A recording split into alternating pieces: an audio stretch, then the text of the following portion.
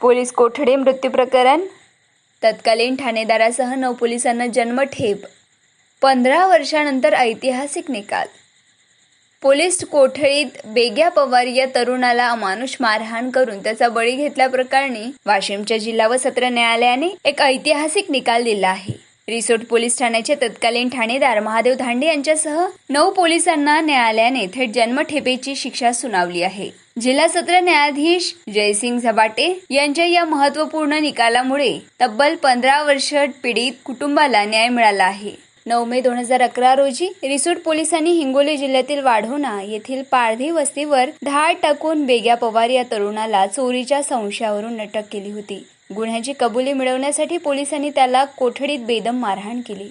या अमानुष मारहाणीमुळे दुसऱ्याच दिवशी 10 मे 2011 रोजी त्याचा मृत्यू झाला। वाढत्या संतापानंतर या प्रकरणाचा तपास CID कडे देण्यात आला। वैद्यकीय अहवालानुसार मृत तरुणाच्या शरीरावर तब्बल 44 फ्रॅक्चर्स आढळले। त्यानंतर पोलिसांवर हत्येसह एट्रॉसिटी कायद्याअंतर्गत गुन्हा दाखल झाला।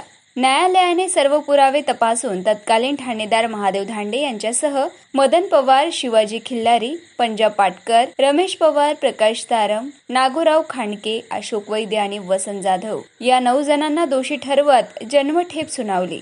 आमच्या मुलावर कोणताही गुन्हा नसताना केवळ तो पारधी समाजातील असल्यामुळे पोलिसांनी त्याला मारून टाकले, असा आरोप कुटुंबियांनी केला होता।